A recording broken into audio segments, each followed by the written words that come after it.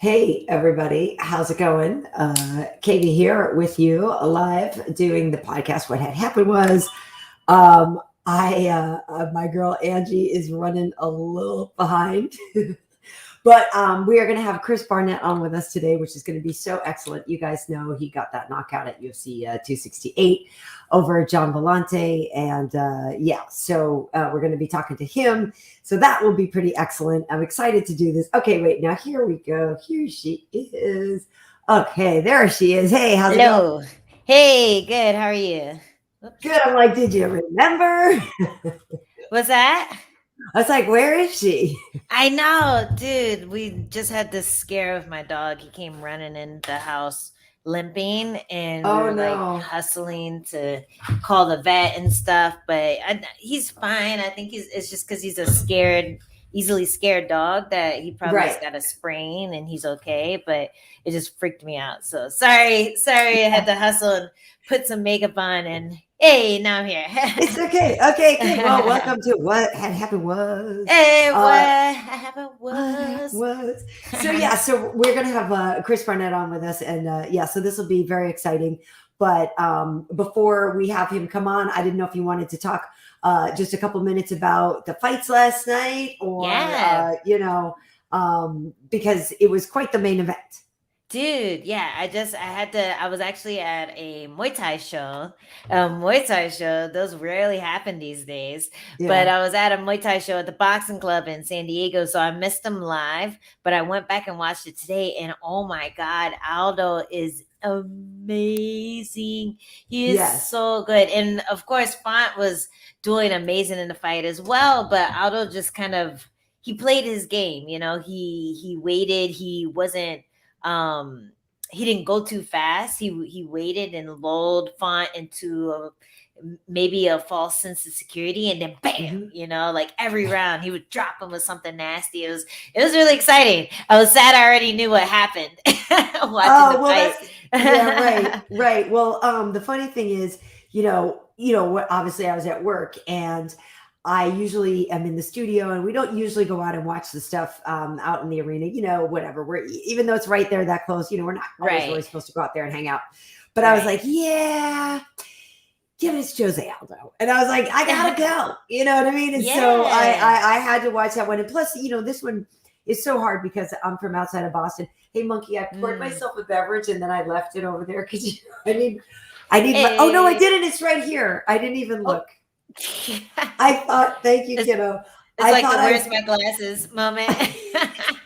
I thought I Oh. needed her help, so I texted her. I'm like, oh wait, it's sitting right there. I didn't look. I looked over here. But yeah, no, That's so funny. so Rob Font, I'm from the Boston area. So in the lead up to this, we were doing all these stories talking about Rob, like trying to bring home the title to Boston. And we're title town and we've got the Patriots and the Sox. And like we just need a Yeah. champ. And like I feel that. I feel that in my bones. And it would be Mm. amazing to have a champ from there too. So I was really torn on this one. So went out and Yeah. watched it. And so it was just such a good fight, which I knew it would be. And at the end of the day, it was one of those to me in my heart. It's like, may the best man win. Because at Mm. the end of the day, though, also, I do still feel like Rob has more time, even though they're actually close in age. Jose is only just turned 35 in September. Everybody thinks he's so No much older. way. Yeah, it's because he's older That's in fight crazy. years, but yeah, Yeah. everybody thinks he's so much older. But meanwhile, Rob is actually on 34 or whatever. But my point is just that this was an incredible fight for Rob, who did very well, who took away all 5 rounds of experience with the GOAT, and then Mhm. moving forward is just going to level up from there. So, Yeah, for sure. He didn't lose any fans in this fight. mm-mm.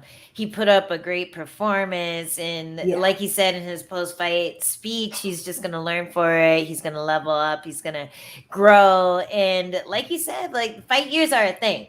They're definitely a thing. Everyone always talks about me starting at 24. So mm-hmm. the fact that I started later, kind of later in my baby adulthood, I still have a lot more fight years than say somebody who is my age who started when they were 5, who was doing jiu-jitsu when they were 5, who was wrestling when they were Right. 10, who's gone who's had knee surgeries before they got out of their 20s, you know? So those fight years add up, and you get brain trauma as well from wrestling, from boxing, from getting hit in the head, from fighting.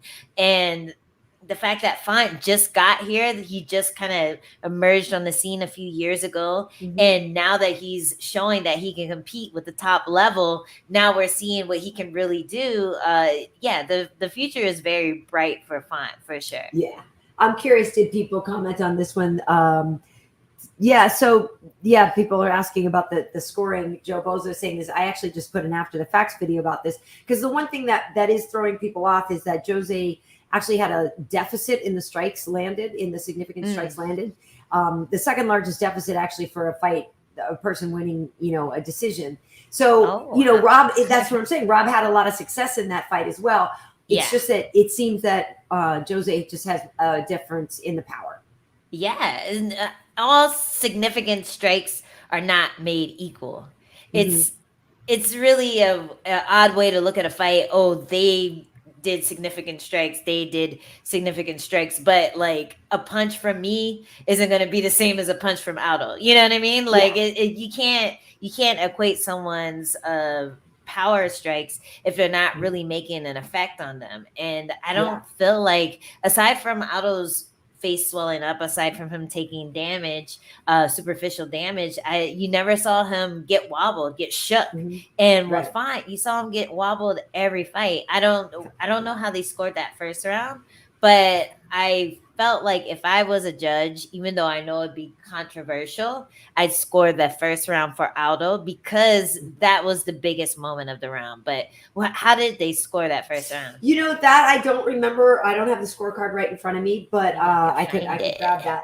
But I do know that Rob started out well, and so I think that was, like you said, some people might have given him the first round. But Jose, I think it was a close competitive fight, but I do think Jose won. I don't think it was one of those like, whatever. Somebody's Jay Crockett said mass holes are the worst drivers. That is true. Wait, what? Mass holes. That's what we call, people who drive in mass holes. Mass holes. I like that. Yeah, it's true. Well, it's very true. Mixed martial car accidents is saying Aldo's getting better, and that's scary. And that is so true. That's something that's so interesting that we talked about. He went down to train with the Brazilian Navy. He said when he was losing a couple of these fights, he did consider retirement. So he said he got a renewed kind of spirit because he started training with the Navy, and these young kids, and they just kind of gave him new life and taught him new things. And he already was a good boxer, but he went there and just got so much better. And so now he actually has a real nutritionist. I guess before he didn't really have one. And so that's what I'm saying. Like people tried to start to write him off. And while I do they love doing that. And Max Holloway is amazing. You and I love Max Holloway. But it's that recency bias. And if you only started watching MMA in the last 5 years, and maybe you've heard of Jose Aldo because you liked Conor, well, then you didn't know who that guy was. And it's like, well, that guy still exists, and it's like looks like now he could be coming back. Yeah. I like the career arc that this is taking. I like that he's almost fighting smarter now that he's older, now that he understands his deficiencies. He understands where he could slip up and make a mistake. And he understands his gas tank as well. So he's being really smart about when he's unloading, when he's sitting back. It's literally like a power bar. He has like the power bar at the bottom of the screen, and he goes boom, boom, boom, drops Font, waits, sits on top of him, waits for a second, recharges, and then boom again. And it's just like it's really amazing to see the command of his body that he has is insane. It's true. Well, you know what? Listen, I wanted to talk about more of these fights, but we have Beast Boy here too. So he's feel early. Like, I mean, that's what I'm saying. He showed up early. We got the Beast Boy. What's up? How are you? I'm good. Is the sound okay? Yeah, that's great. I can hear you. Can you hear him well, Ange? Yes, I hear him. technology was fighting me earlier. So it was okay. Well, listen, speaking of technology fighting us, like, so this is the second time that we're doing this stream. And so I'm going to play around because I think at one point, like, I can do something fancy and make you look bigger while you're talking and stuff like that. But so I'm going to play around with this a little, but really, we're just really psyched that you could be here. And it's funny because when Angie and I were talking about who we wanted on the show, like, she was like right away, she's like, we gotta get Pete's boy. So I know a guy. Welcome. Thank you for having me. I'm excited. I'm so excited. Well, I wanted to ask you, about some of the knockouts that happened last night. And did you see Jamal Hill's knockout of Jimmy Crute? Jamal Hill. Oh, you okay? Look, I'm just gonna be completely honest. He's said some harsh words about me before in the past, so I didn't watch his fight. I'm not gonna lie to you. I didn't know that. I'm sorry. I was like, hey, right? I was like, I hope they do well. And then no, okay, he has a legitimate reason. What happened? See what happened? You gotta tell me. Yes, you even got to.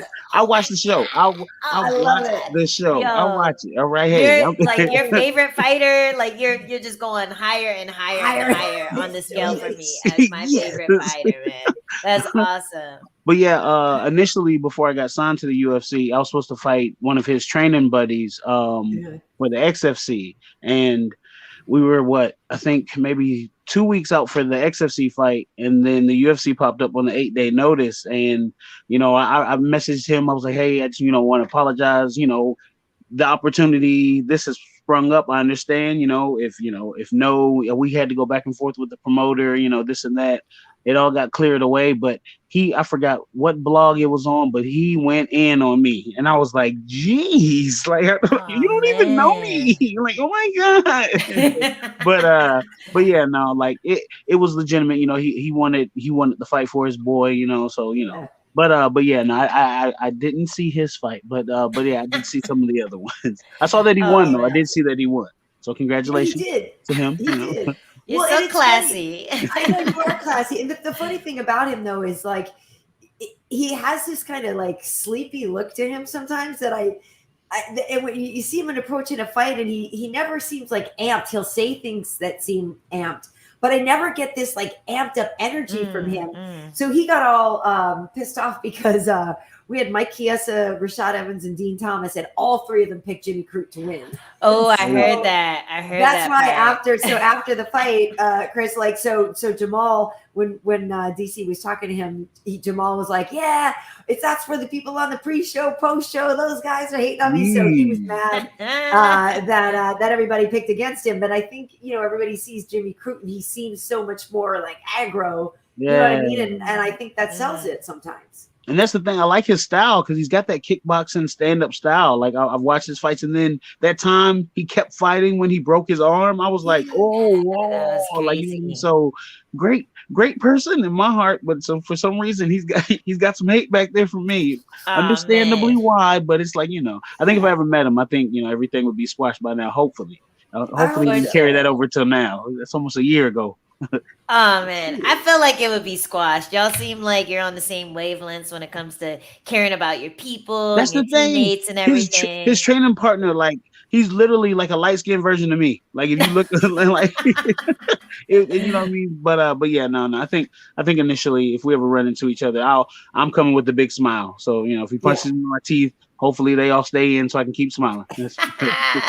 I love it. I think he would. Well, because before his last fight with Paul, even he was John and him, and they had kind of bad blood, and then they fought, and then they were cool, and now they're buddies. So I think, you guys would squash it. You would squash it. For sure. Seems this is what it always seems to take. A good punch in the face, and then everybody's best friends right after. A little heel to the jaw. Exactly. Nice. Well, yeah. Did you see Fiziv's wheel kick? Oh, yes. Yeah. Oh, man. I was like, no. Well, there it is. And like the way the dude stood there and looked, and I was like, oh, he's fine. Oh, no, he's not okay. He's not okay. In that Derek Lewis's line, he's not all right. But yeah, no, the way it landed too and how he set it up, I was like, oh, Oh, that's come. Oh, there it is. There it is. There it is. He had the spinning side kick there too, if you wanted to throw that. But yeah, no, that one was another wheel kick. I was like, man, they're just happening left and right now, huh? Yeah, you started a trend, man. I heard though that you got in trouble because all the media was calling your kick a wheel kick, and it was actually a spinning back hook kick. Did I Hook get that kick. right? There you go. There you Okay. go. Hey, my mama. Hey, you invited to Christmas dinner and everything else now. My mama will you good to go now. Yes. Yeah. Spinning hook kick.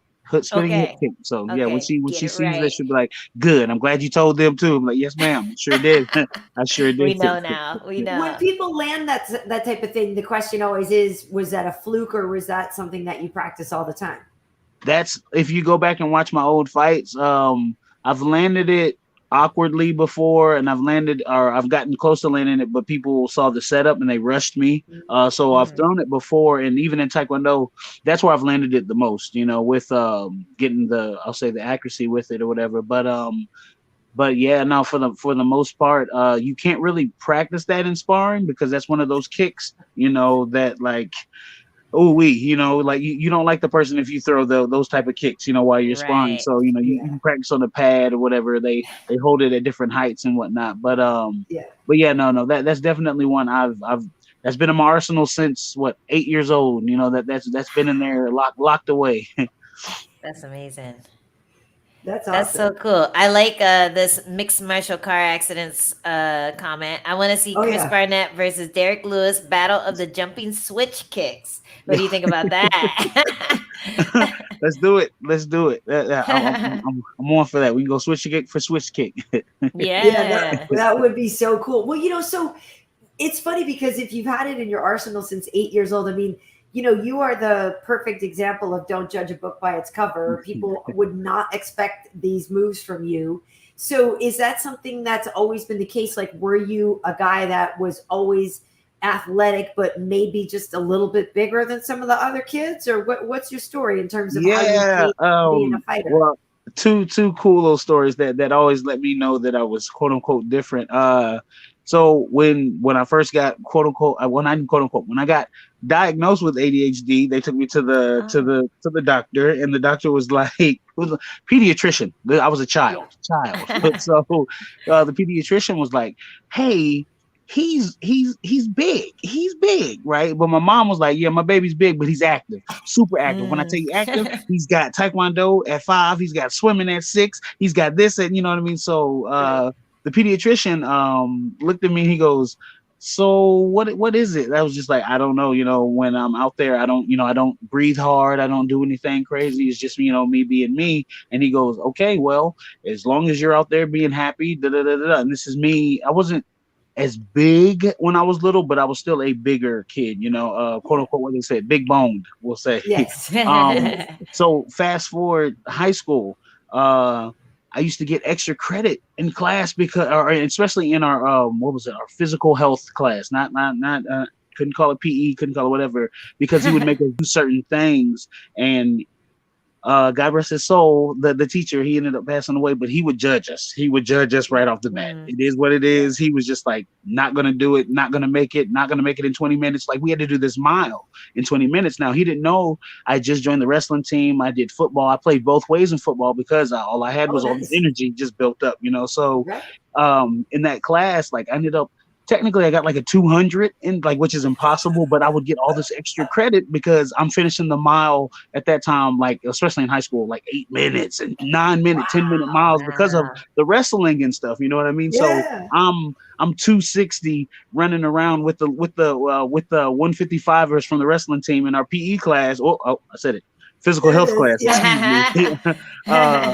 Keeping up with him and Coach Link, he would just look at me and be like, "Man, you're an inspiration, son. You're an inspiration. You gotta keep it going. Look, Sue was gonna sit down, but you just passed her, and now look at her going." I was like, "All right, thanks, Coach, man. I appreciate it. What's with that extra credit, huh? Oh no, I got you. So yeah, ever since then, I've never put myself in that box of being whatever. Like, all my friends were always little, and I always had to keep up with them. You know what I mean? So no matter what. And then when I started beating them, I was like, "Man, you guys need to gain some weight." Like, you know what I mean? Like, so it's never been a hinder, you know, and also being big my whole life, I've had all the jokes. You can't say anything to me that's really like that I haven't heard. Especially in my high school, you either had to be funny or be an athlete in high school. Thank God I was both. But boy, oh boy, the jokes would come. But yeah, no, I've always been comfortable in my skin, as they'll say. Nice. I love that. And that must have helped you once you got into the UFC because, you know, unfortunately, your debut fight, it was a loss against a really amazing opponent. But, you know, getting to this next win, how hard was that to pick yourself up and say, you know what, look, I'm in the UFC. I'm ready to make a name for myself. Let's get this win on the next one. Like, was that tough for you? No, not to say it, but like, that Ben Rothwell fight, I went in there with the wrong mindset. Like both of y'all definitely know, this game is, to me, I'll say is 90% mental, you know, 5% cardio and then 5% physical, you know. Going to that fight, I knew I didn't put in the work to fight a Ben Rothwell, you know, like this guy has knocked out greats, you know, and 8 days notice. I know I'm great, you know, I know I'm great, but this dude has been preparing. Technically, he had 4 fights canceled, so he had like a year camp. If you really want to put, you know, do the math on it, like, and he already has so much experience anyway. Yes, you know what I mean. So you're telling me you're giving me a guy that's got 20 years experience. I don't even know if that's it, but to me, 20 years experience, and he's already been getting ready for fights after fights with different people. So he's been working all the different aspects of it. You know, me, I was like, all right, I got 8 days. Let me go hit the swimming pool, and then hey man, somebody can hold pads. Like literally, you can go back if you look at my Facebook post. Hey, anybody free around 5 a.m. to hold me pads? You know, stuff like that. You know, I'm looking for anybody. You know, so going in there, I know I wasn't prepared, but I know this is MMA. Everybody's got a chance in that 4-ounce glove. You know, so to change that up, to get back to them calling me, shoot, like a month ahead, 2 months ahead, month and a half ahead, I'll say, for the Gian fight. I know what I can do. I know what I'm capable of when I can plan, when I'm able to get myself mentally ready for these fights. Again, like I looked at myself walking out. There was a little bit of music playing, but I wasn't feeling this for that Rothwell fight. I didn't get to, you know, the shoulders didn't get to going, you know. Then on top of that, the whole COVID thing, there was no crowd. So I'm looking for the energy, and I'm like, ooh, that's a great looking sign over there. Like I didn't know I didn't know where to get the energy, you know. And then my cornermen, you know, God rest their soul, they're good guys, but they can't dance. You know what I mean? Great guys, but they can't dance, you know. But so you know what I mean. So they can't get me hype either, you know. But then this last time again came out. I said, okay, I hear the music. Wait till I hear that ding ding. Before I even heard the ding ding, the crowd was already hyped. And I was like, I don't even need it, but here we go. And then the shoulders went, and then I was good to go, you know. So being able to get myself mentally prepared is one of the biggest things, part of the game. And 8 days is not the time, especially when you got to deal with babies, you got to deal with school, this and that. And then I'll say anything that could have happened in those 8 days happened. Literally both my cars went down. I was like, how both going? How both going? How? Like, you know, like I think both the kids got sick. I'm like, yo, first off, okay, anything that could have happened, and then it's May. Like, who gets sick in May? That's what really baffled me of the whole thing. You know what I mean? But these little snot-nosed kids not washing their hands sometimes. You know, not mine. You know, sometimes you feel like somebody on the outside is just testing you. Like, right. That's people exactly are like putting sugar in your gas tank and sneezing on your kids. And somebody's got jokes, huh? Somebody's got jokes. It was Jamal. It was Jamal. Totally. You know, and he came all the way to Georgia.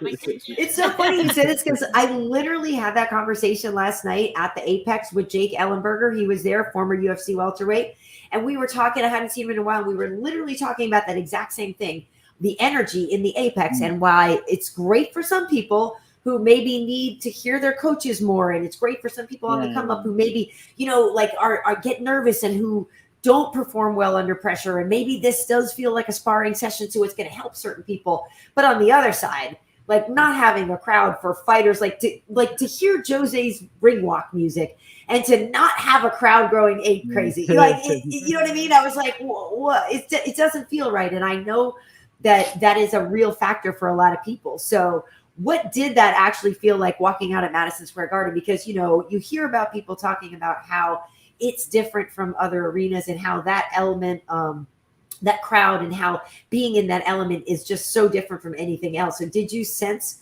a feeling of like, oh, I arrived, like, look, mama, I made it, like, because that's what I feel like it must feel like. Yeah. Actually at weigh-ins, that's when I knew, because I honestly came in thinking that he's from New York. I'm the bad guy. I've never been, I've been everywhere. And for some reason, I've always gotten that, hey, man, I don't know this guy, but woo, let's go type thing. You know what I mean? So I knew for a fact this was going to be the fight where I was the bad guy. You know what I mean? Like, I'm in New York. This is his hometown. But okay, so I walk out at weigh-ins and I hear, yeah, all right, let's go, Huggy Bear. I was like, wait a minute, that's a fan. If you know Huggy Bear, that's a fan right there. Okay. And then because you have two.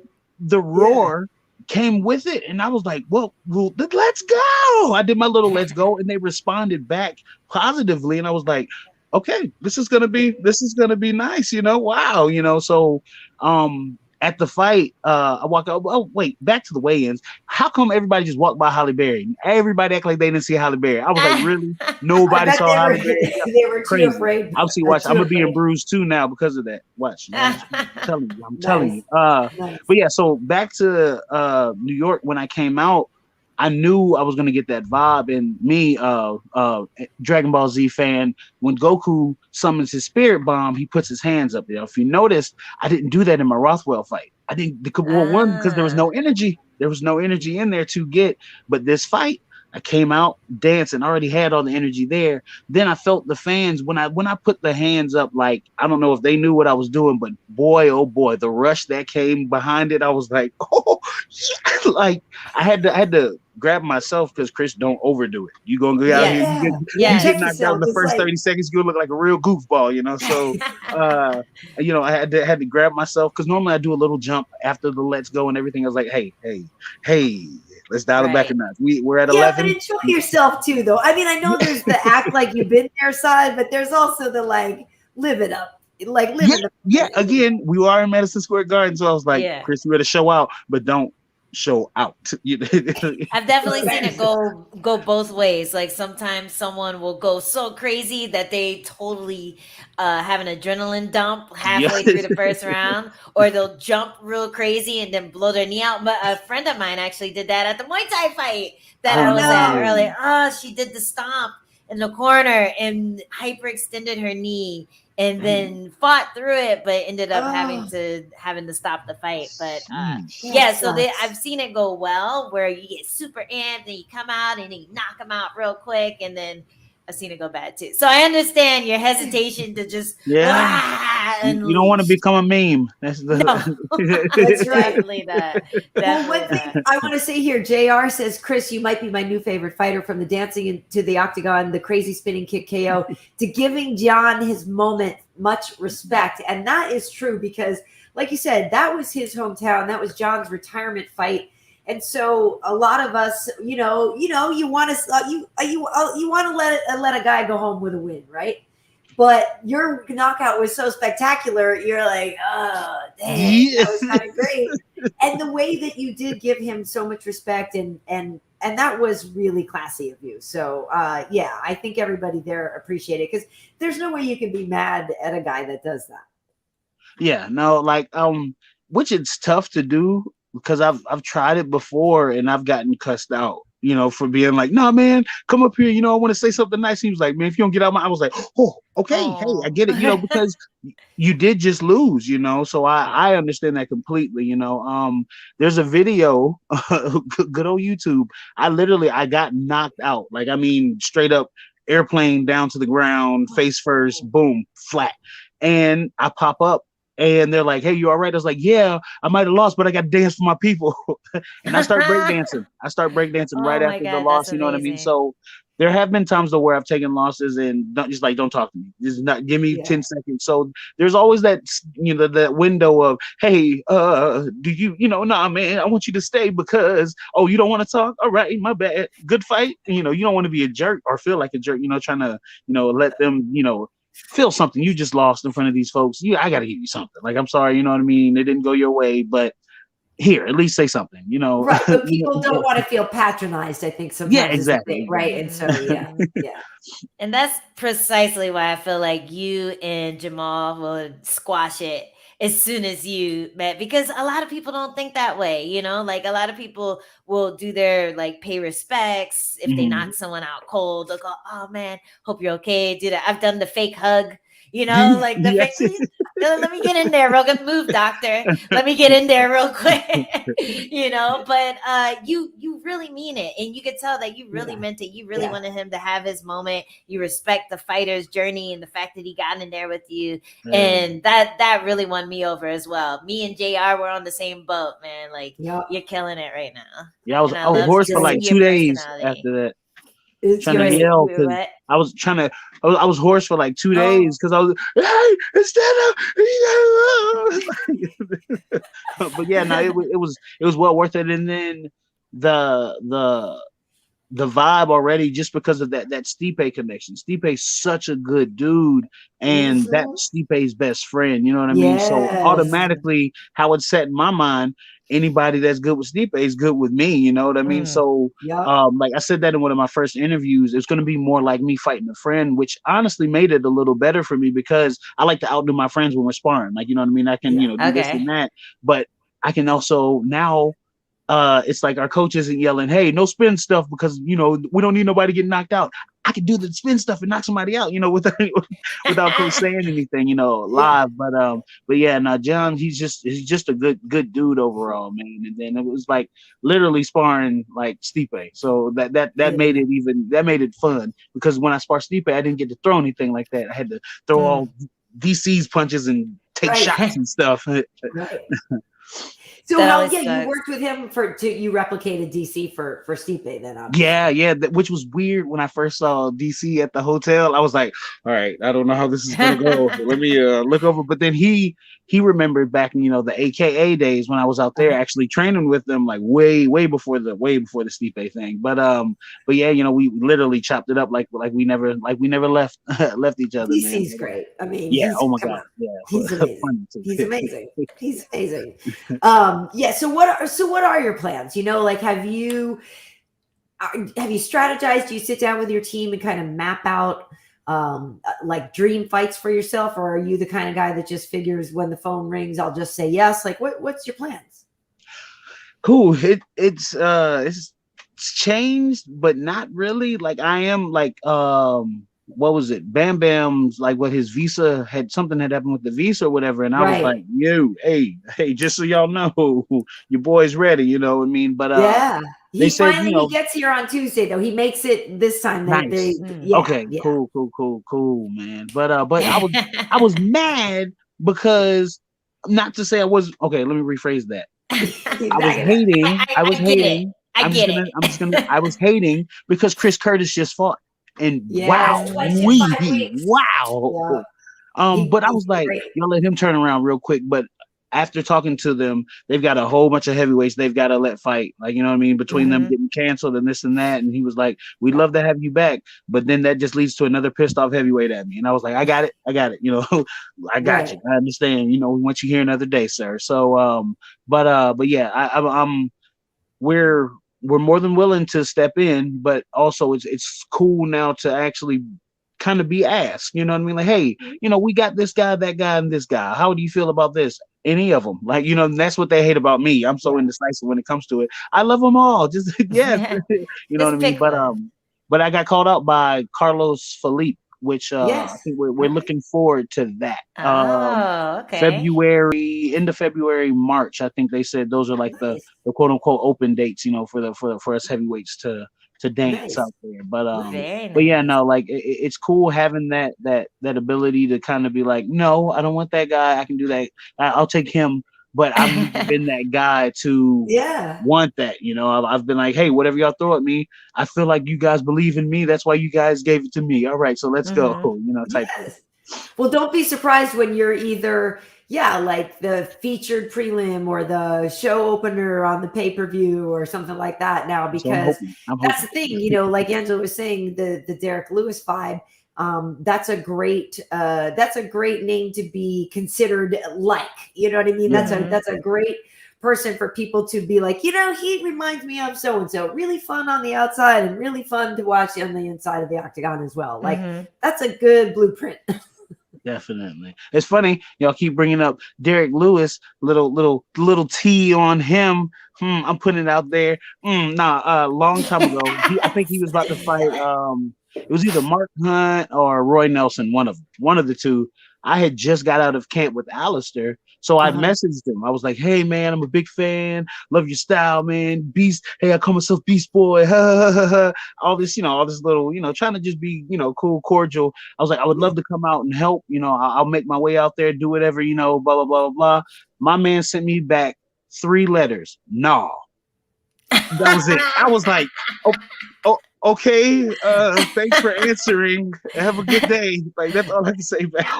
That is so Derek Lewis, though. Like, that's so Derek Lewis. He probably thought you were some fan. Like, yeah, like literally, man. Like, and then I think my picture was like me in a Huggy Bear outfit. Like, so I'm in a bear suit anyway. So I bet you he was like, yeah. That was the nicest thing he could say that day. I appreciate it. That's cool that you got a response, though. That's where I was at. That's where I was at with it. I was like, man, whatever. He responded. I'm cool with that. That's fine. That's why I like talking to people who just made it onto the scene too, because the journey to get there's so many ups and downs. And even though you were killing it outside of the UFC, now all of a sudden you have this platform where overnight, like, everyone just discovers who you are, and you've been grinding your entire life since you're 8. That's insane. But just the fact that you got into the UFC and you were able to do the spectacular thing that you've done before against the UFC opponent, it just changes your life for sure. And how has that felt? Like, have you been getting stopped in public? How have you been, like, meeting people randomly, like strangers and stuff? Has it affected your personal life at all? It affected that Instagram. I'll tell you what. I wish people would get through their heads, just because you've got these followers, that doesn't equal the money. Like I'm just letting you know right now. Please, everybody thinks everybody on TV is rich. Hey, chill, man. Like, I got the bonus, and I'm still like, all right, so I got to spend this. I got this electric bill coming up. We got 2 Christmas trees this year for no reason. Don't forget about taxes. Boom. That's the worst part. That was the first thing I said. Okay, Wesley Snipes 101. What not to do? Please pay your taxes. Please pay your taxes. Oh yeah, no, definitely. But I'll say I keep a great team around me that's gonna keep me humble and grounded no matter what. So doing that has allowed me to always be me. If I ever have gotten out of character, half of them can beat me up and the other half would lay me out. Like, you know what I mean? So it's like, all right, it's a lose-lose if I would try, with them anyways, with my team. So nothing has changed really, but the interviews, honestly. And I take that back. I've had random people. Now, these are the same people I have seen every day. I took my dog to the vet last week now. I've seen my man George, I don't know how many times in there. George goes, hey man, don't mind if I'm asking, but are you Chris Beast Boy Barnett? I said, George, we've had this conversation. He goes, oh my God, it's you for real. I'm like, George, I've been coming here for 5 years and you're just now putting 2 to 2 together. He goes, how did you do that kick? I said, George, my whole family does Taekwondo. What are you talking to me? He's like, that's amazing. I couldn't believe that was you. That's really you? I was like, all right, look, man, where's my dog? Where's my dog? Poor George has dementia. Right. But yeah, now other than that, a couple of my friends from Walmart or whatever that I'll run into, we keep it simple. They'll hey champ, what's up? Hey, y'all hush, man. Y'all get back to work if y'all get in trouble, whatever type thing. But yeah, nothing really has changed. Sponsors you now. Said you live in Georgia? Yeah, I'm in Athens, good old Athens, Georgia, which is it's kind of sad here because the football team lost yesterday. Oh my gosh. This town is because they were number 1 in the nation. And okay, anybody that's a Georgia Bulldog fan, a Falcon fan, Hawks, they've been doing better. Falcons have a rough year this year. It is rough. Man, but okay, this guy said it 3 days ago. He said, I have a feeling that Georgia or that UGA is going to pull what the Falcons did to us in the Falcons versus the Patriots. Hey, I'm from Boston, so tread lightly. Hey! I love Tom Brady, so we're good. Tread lightly, my bad. I love Tom and Gronk. Those are my 2 favorite people in the world. They're great. They're great. But yeah, so that year, as you guys won, as the Brady effect happened to the Falcons. This guy jinxed it. He said it 3 days ago. He goes, I have a feeling that these dogs are going to let me down and I can't take it no more. That's word for it how he said it. And I bet you that guy right now is somewhere in the hospital because man, oh man. Like, were they playing Bama? No. Yeah. Right. But this was supposed to be the year because Bama had already lost. The Bulldogs undefeated. The defense hadn't given up any whatever. But yeah, that one right there. But yeah, that's where I'm at. Good old Athens, Georgia. Nice. That's where REM is from. The band REM. Yep. REM, B-52.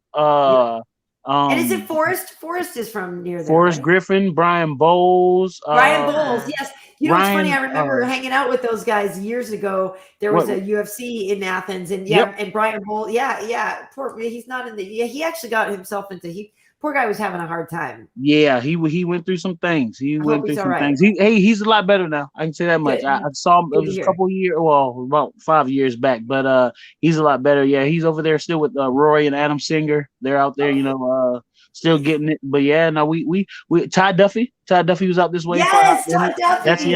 That's what my first fight with Rothwell when he had the straight backs. He had the the cornrows. Yeah, me and him have been. He's been training for a while. Todd is like the definition of a corn-fed white boy. Yes, he actually gave me this. My cauliflower ear. But what's crazy, I went through college wrestling, high school wrestling, all this wrestling, and I get that from a straight right from Todd Duffy with 16-ounce gloves on. 16-ounce gloves. Wow. Right after, I'll never forget it because he goes, hey, man, if you're going to throw a kick, you got to throw something up before you do that. And I was like, gotcha. All right. As your ear is exploding. Yes, literally. Oh, man, that's so funny. Yikes. Hey, it's funny because we're saying that you're now fast becoming everybody's favorite fighter, but I'm curious for you, who do you like watching? Do you only like watching the bigger fighters? Can you appreciate, Aldo and Font? Like, who do you like to watch? I watch everybody. Angela Hill. Wow. Get out of my brain. I was literally about to just say I've watched Miss Hill like several times. I'm like, thank you. For reference on your movement with I think it was Claudia, I want to say. Okay. I think it was the start of that second round. It was like one point where you like dropped her and like told her you waved her back up, and I was like, "Oh, snap!" Like, so yeah, no, I've definitely watched you for your in and out movement because that's what I definitely want more of. That like, there's certain fighters I can pick apart, and I see certain things that I was like, "Yep, okay, wait a minute." When she steps forward, that jab comes behind it, then it's back out to time, and then come to like.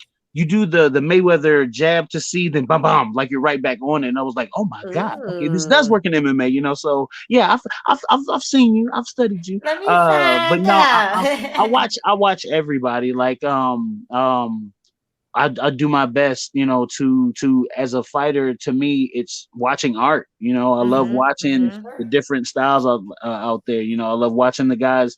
I miss, not to say it like that, but I kind of miss those straight up days of this is a BJJ guy, this is a boxer. Yeah. You know what I mean? Yeah. Like just because Yeah. of stylistic, you know, everybody knows Yeah. MMA now. As they say, I train MMA, you know. Mhm. Or no, I train UFC. There it is. UFC, Right. exactly. Well, that's why you Yeah. gotta watch the women because there are still a lot of those matchups. You Yes, have the Muay Thai girl man. versus the Jiu Jitsu girl. Right. We just had that main event, Dern versus Rodriguez, and you see that a lot, even at the highest level. You still see that. So we're a throwback to the older UFCs. Yep. But it's true Yeah. because people now at the age of 15 they see this as a real life option, and they just start training in all the disciplines. And so yeah, I mean, like you've got your Gregor Gillespie's or something like that, but especially in the heavyweight division. It's funny because I was working with Rashad, and Greg Hardy's going to be fighting Alexei Oleinik, and so we're like, okay, there's a specialist in the heavyweight division. Oleinik is the specialist with the Ezekiel. So I was like, okay, so how all day? You just train in that defense all day? He's like, yeah, all day, because all day you don't know, like you're right there, and all of a sudden the next thing you know. And I said, I don't know the actual number, but I have to believe that for every win that Alexei has gotten, 90% of them must be from that Ezekiel, right? So there is a specialist there, but you're right. You don't see that very often anymore because Alexei is probably, I think he's 42 or 43. You know, so yeah, that's like an outdated mode of fighter. You really don't see it that much anymore. Yeah, you really don't. Yeah, no, I love it. I love that old stylistic, like just the way Hoist would walk in with his hands up and slide in like that, and then wait for the shot. Like that little kick. It's just crazy, like how it has evolved. Like look at it now in comparison to then, you know what I mean? Like, but like to watch it evolve, there's one moment in there where it just isn't fair. Like you got the guys that know everything, and then you see these guys come in that only know one thing, and you're like, oh, it's like somebody put down the controller in a video game. Like, hey man, you gotta pick the sticks back up. You gotta try at least. You gotta try, man. But, like nah. Hey, so we've got a question for you, Chris. Mixed Martial Car Accidents is asking a question saying, if you could fight anyone from the past or present in MMA, who would it be? I've been getting this so much. Okay, so I got a chance to fight Baby Fedor, and to me, 3-round fight. Our first round was 10 minutes. Second round 5-5. It was when I fought in Risen. I forgot. I think it was like April 2017, maybe something like that. But yeah, I got to fight Baby Fedor, and he ended up winning a split decision. Second round, I had I did the old fat man lay on him and just grab him down or whatever. Late third round, I don't know what I was thinking. I was out of pocket. I was throwing random stuff that just had nothing to do. Got kicked square in the face, and when you get kicked hard when the crowd goes, like the entire crowd was shocked for me. And I remember the first time I've ever been kicked that hard to where I got the whole Chris Tucker reference in, and I was like, okay, which one of y'all kicked me? Like for real, because he was right there. He was right there, and I was like, all right, Chris, just go for the one that tries to punch at you the hardest. And I got lucky. I grabbed the right one, you know what I mean? But yeah, Fedor, just because of that the aura around him. Like even though, whatever, he's been beaten, whatever, but even still, what he just knocked out what was that guy? Oh my god, I forgot the guy's name. I know. Excuse me, I can't remember who it is right now either. Yeah, he looked good. Laid the dude out, you know what I mean? So to get that prime Fedor, to know where you're at, you know what I mean? And then also I kind of stumbled upon it on myself. I was thinking it would be cool to go back and like fight the 5-0 me. Like, you know what I mean? Like to go back and fight yourself, have that mirror match. Like with everything I know now, go back and fight that eager, crazy, doing too much, you know what I mean, kid, just to, one, to grab him and talk to him, to be honest with you. Be like, hey man, you doing too much. Slow down, player. You know what I mean? But then to be able to get in there, you know what I mean, and you know what I mean, to move, to know, to have that thought process of, I wonder what I'm thinking now in comparison to then, you know what I mean? Probably still do some of the same crazy stuff, but yeah, like not to be whatever ego or whatever, but like to be able to fight yourself would be cool, but yeah, and then out of weight class, I'll say a style bender, just because me stylistically, if I'm fighting somebody that I know is going to be doing kicks and this and that and whatever, that's what I need. Like, I would love to go train with style bender, type thing. And then also, the Anderson Silvas, like that. Those guys right there are the to me, my top echelon.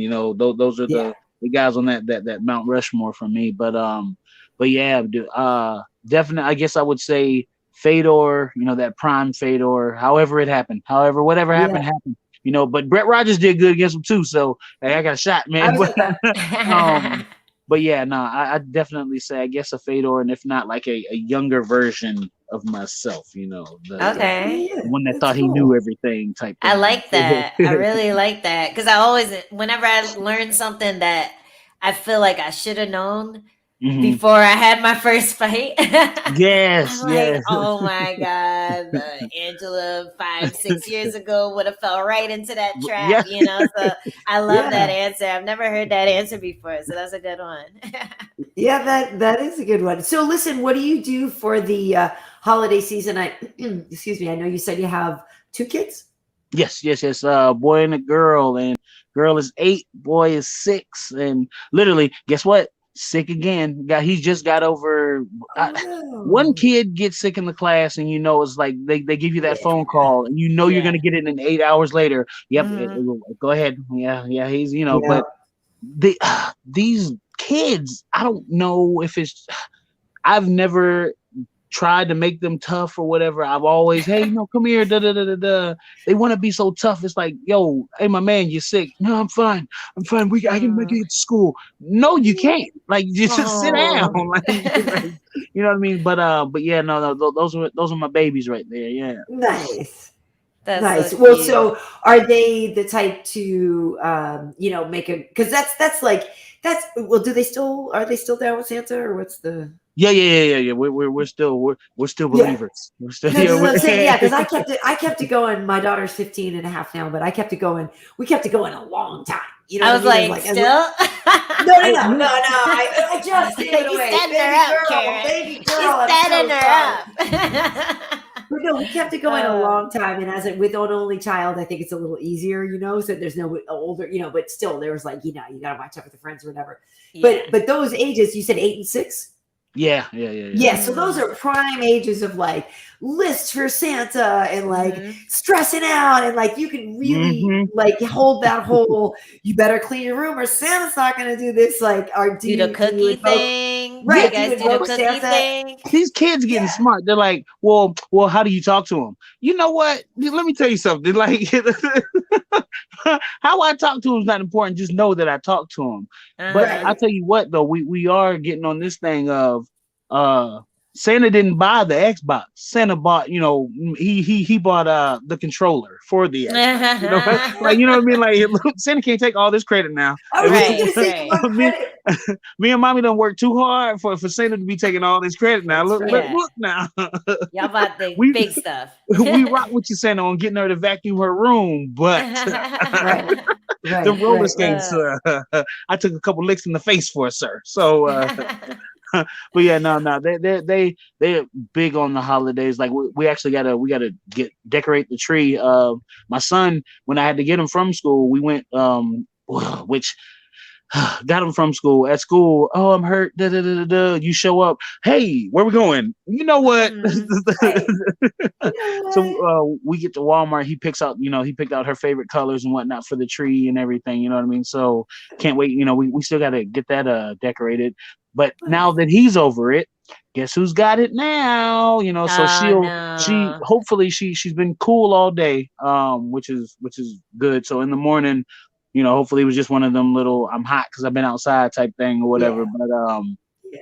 But yeah, no, they're little balls of energy all the time. Now all they want to do is like they're like kicking me. Like, you know, I'm getting my check. I'm checking now a lot. And she caught me slipping the other day, and I checked one good, and I was like, I bet your big toe hurt. She goes, yeah, how'd you know? I was like, I felt it. It hurt my shin. Like, got a little baby but dent. yeah, no, like they got me checking kicks left and right now. I like it, you know, really. That's cool. I was gonna say, do your kids train or do you? Yeah. What daughter is she's brown belt junior, something like that.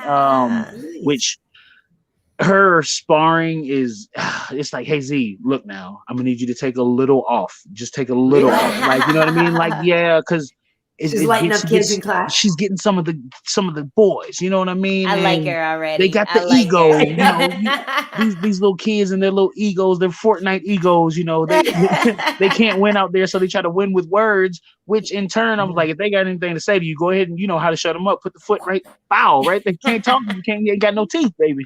But no, she's a brown belt junior, and he started late. At first, I was worried because he was like, no, I don't feel like going to class. I was like, oh, blasphemy. But I'm doing things different. Hey, you don't want to go to class? What do you want to do, my man? What do you want to do? And I let it grasp on him. He saw how far Z was going, how much fun Z was having. I think it was him breaking a board that really got him on his little, like, you know what? This is fun. You telling me I can be a real life Power Ranger? Yes, you can. Yes, you can. You know what I mean? Perfect. So, but yeah, no, they're in it. They love it. She's doing like bow class now. It's like any class that's up there at the school, she's in. He more or less is taekwondo and boxing, and then after that, it's a wrap for him. He'd rather go out. Right. He's a math whiz, so he'd go out there. He'll go in the dojo and just, hey, so you're telling me right now? No, he's in kindergarten. Right. Walk up to folks. So if I have 4 of these and you gave me 3 times the mo, so that would be 12. And I'm like, what is like? Wow. Well, he might like jujitsu then, though. That might be the brain for jujitsu. Yeah. That's where he likes to do he likes the stand-up wrestling. He likes the takedown aspect, but he don't like being on the ground. Like, once he gets you down, he's like, yeah, haha, in your face, what you gonna do type thing. But then when it's like, you got to finish the fight, he's like, nah, I'll let him back up. Kind of like Miss Hill, huh? What do you know? What do you like? Well, I've been working on that. It took me a while to get that jiu-jitsu brain. Yeah. See, there it is, man. But yeah. They're definitely. I like it. At first, I was worried because I didn't want to be that. Okay, they got to train. They got to do this. If they want to train, cool. Yeah. And now it's like, hey, why don't you train us? Why are we not training? Where are we trying to train? Did you jog today? Did you do this? I was like, yeah, golly, y'all worse than Scott. Y'all worse than my coach. You leave me alone. Yeah. Like, you know what I mean, type thing. So I love it. Like I'm always being held accountable by them, which is amazing. Nice. That's awesome. Nice. And when did you have your first fight? How old were you? How long did you go 2008, through? 2009. 2009. Yeah. Because 2008, 2009, it was like December 2008, type thing. So I think it was like 2009 April. I fought a guy with 100+ fights, Jonathan Ivey. He's a cult classic in Tennessee. The Leg Lock Monster. I don't know if you remember that Tap Out magazine. Of course. They did a whole like article on him about because he fought like a bunch of UFC vets, but his antics in the cage. He would come out in a Michael Myers suit and all this other stuff. Like, if you go and watch that fight, he did it with me, and it was my first pro fight, but I got a chance to watch a little bit. This is back when YouTube was grainy. Like, you couldn't see anything. Yeah. I got a chance to watch his fights, and I was like, he's really doing this during the middle of a fight? Like, he's stopping and laughing at the guy, and I was like, that's against the code of martial arts. What are you doing? No, you know what I mean? So it was he pulled the antics on me, and I had fun with it. I pulled my own at the end. There's a surprise ending for that fight. I want everybody to go watch that one. Oh, okay, I'm gonna go watch it. It. We'll talk about it on the next episode. Nice. For sure. Hey, so do you treat yourself to anything? Because you got a bonus for your win, right, over John? Did you treat yourself to anything? Did you spoil yourself at all? No, like I was telling you, both the cars went down. So that's one thing we're looking for. But it's different shopping. You know how? Okay. So I bought a 350Z long time ago. Like it shouldn't have. This was a dumb kid that had just got a little bit of change. I think it was like a tax return. Like what was I think it was like that Obama gave us an extra 800. Like just say goodbye to those. Yeah, no, you to see facts. I literally shouldn't have been even like nowhere near this car, and you could tell I didn't belong where I was at because the money down that I wanted to put, the guy laughed at me. He was like, "Yes, how much you want to put down?" I was like, I think I'm doing something. I got $800. And he was like, okay. But I was young. I knew I needed to build my credit. I knew with credit, you can do anything, right? So I had went to Circuit City and I bought a Nintendo Wii, and with the credit card, built my credit up, did all the smart things, you know what I mean? And so my credit was great to get this car, but I had $800 to put down on it. And the dude was like, we're going to probably see you in about a month, huh? And I was like, what? What you talking about, man?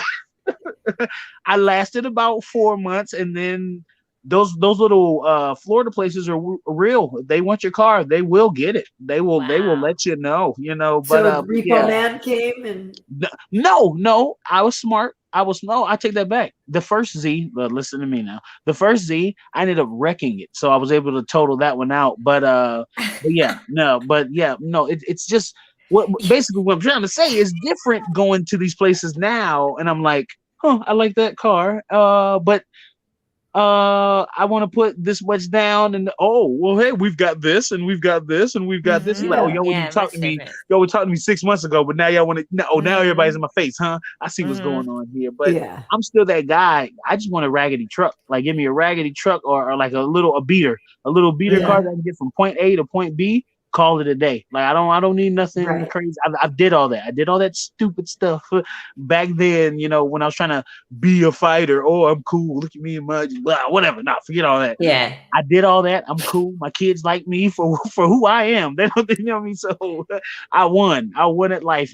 So like my thing is awesome. with that with that little check. Cool. Throw it to the side. I'm looking for investments. That's what I'm at. I've been I think it's Earn Your Leisure podcast. I've been listening to them guys those left guys and follow right. them on Instagram. Yeah, man, be careful, Chris. Why you stop fighting? Don't worry about why I stop fighting. Come follow me and look at these stocks, type thing. But yeah, like that's my thing, dude. Like I've always wanted my money to make money, So nothing crazy. I did. Okay, Black Friday happened. I've never had money on Black Friday like this. You know what I mean? So like, I got one of them TVs, but I heard everybody's like, TV you buy on Black Friday, you got to open the box and check it because those are the TVs that they got off the truck. I was one of those guys on the back of that truck, like, oh, people think they cool, go get these TVs. And it was a brick TV, no. Out of pure jealousy.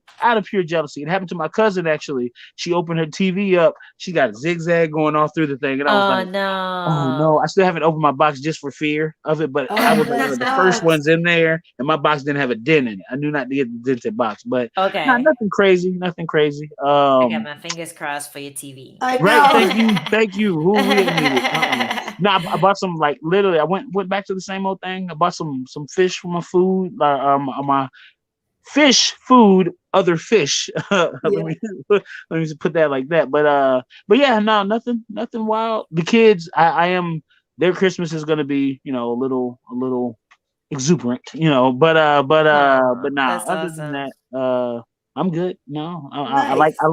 I like where I'm at. This is nice. I've been here.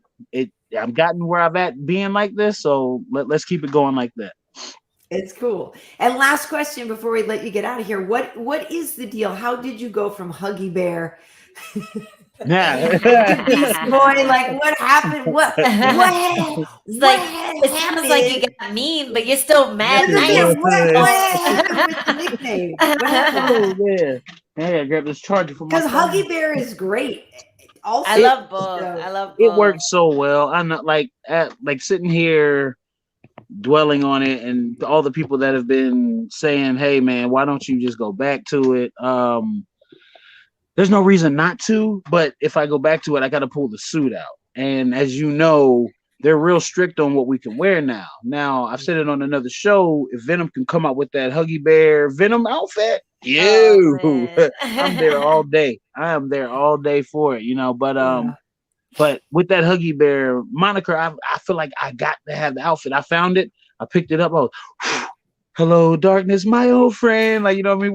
We had our little moment, So I'm not gonna say it's not like.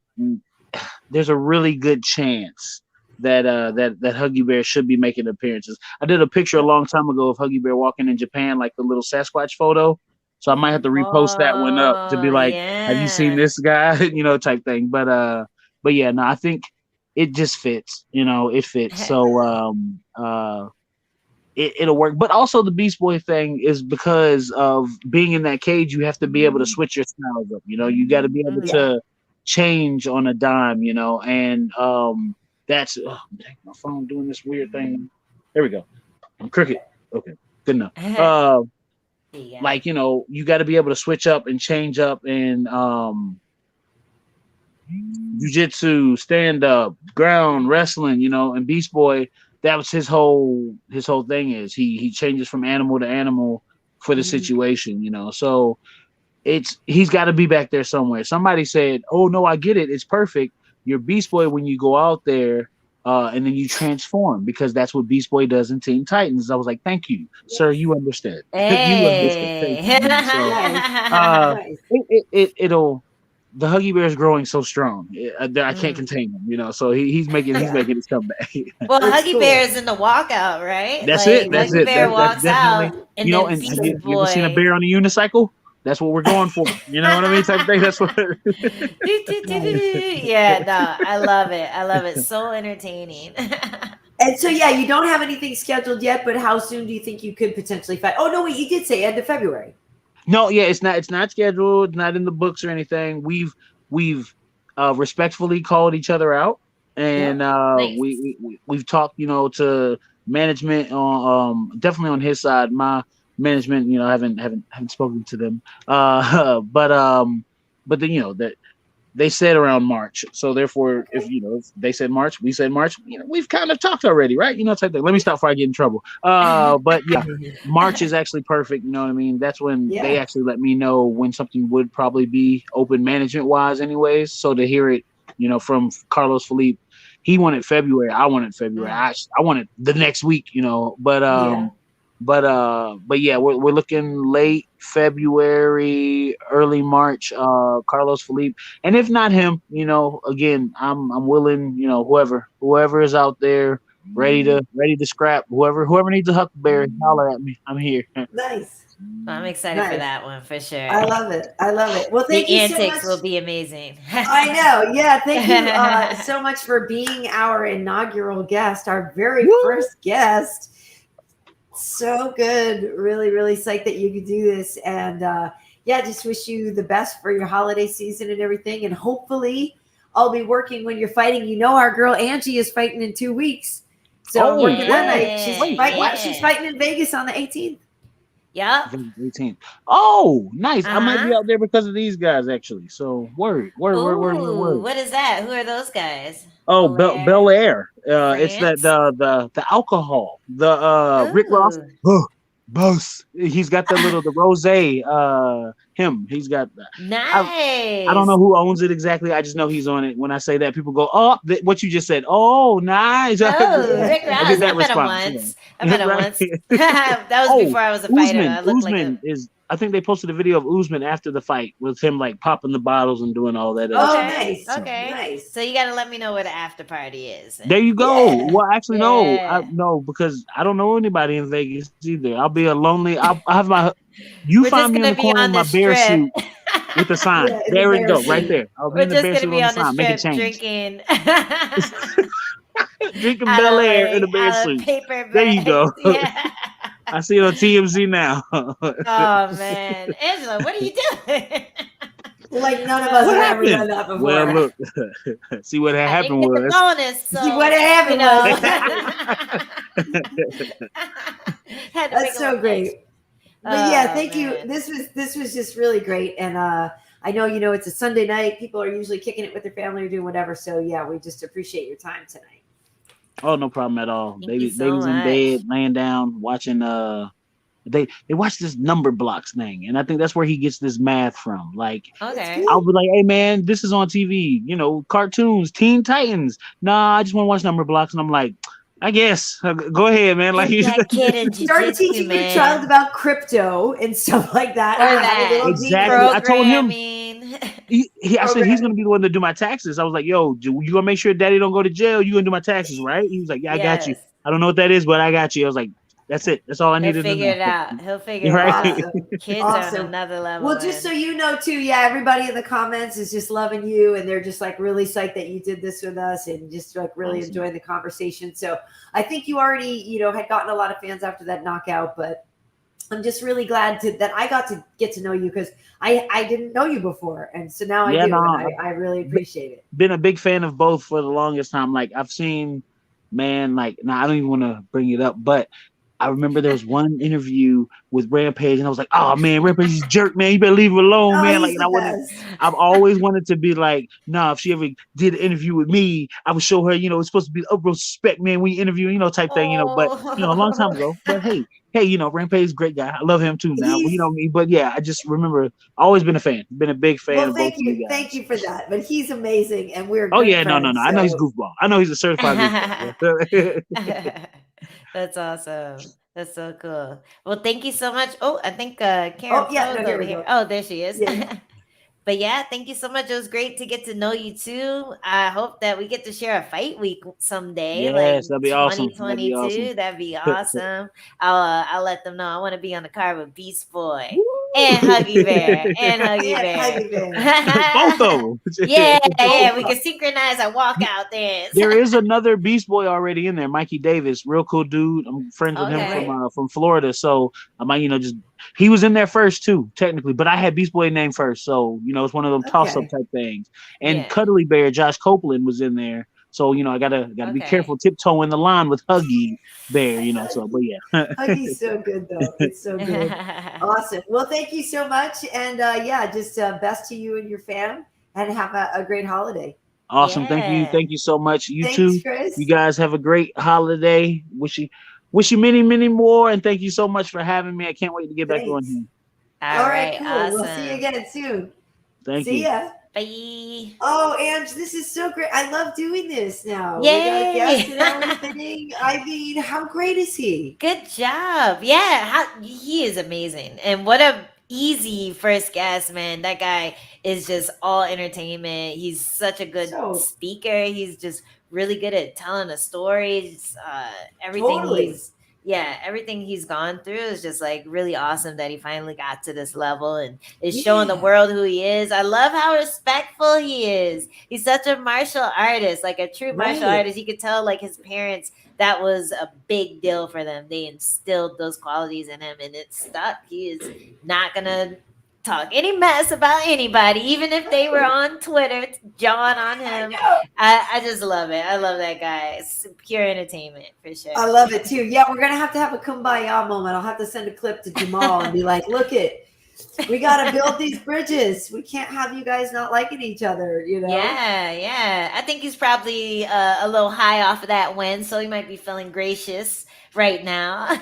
Yep. It's so funny. Okay, so a couple things here. Somebody has that the UFO thing always comes up with you. People are asking about your UFO experience and that you've talked about it with Joe before, but you said there might actually be something more going on with that soon? There might be. We're still working out what is going to happen, but there's a network, I think, that's interested in talking about it. So cool. Yeah, you guys just gotta stay tuned because I can't really talk about anything. Right. I'd like signed NDAs or whatever, so I can't really talk about it. But I mean, the story is out there. It's just a story that the Betty and Barney Hill abduction case.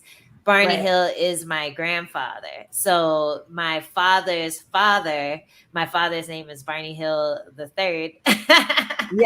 And my father's father got abducted by aliens in I think the 50s. And it became one of the most famous abduction cases in the United States. One of the first really big ones that got publicity. They both ended up doing like books and lots of interviews, and they made a movie about him, and James Earl Jones played my grandfather. Oh, cool. So it was always cool growing up and watching something like Coming to America, because we're like, oh, our grandfather's on TV. Yeah. You know. But yeah, unfortunately I never got to meet him because he died in the 60s, like the late 60s. Yeah. So I never got to actually meet him, but I've always known about the story. Every time the made-for-TV movie with James Earl Jones came on, it would come on like Sci-Fi Channel. Every time we catch it, we'd sit and watch it. It was a really boring movie, but we still watched it. Yeah. And it's just something our family always believed in, because why would someone that we know lie about that type of thing? Right. You know, like Right. we everyone around him, my uncle, my dad, all their relatives, close relatives, they all believed in the story. So that is all I'm gonna say right now. Yeah, no, and I believe as well, because I am close to people who have experiences with Roswell.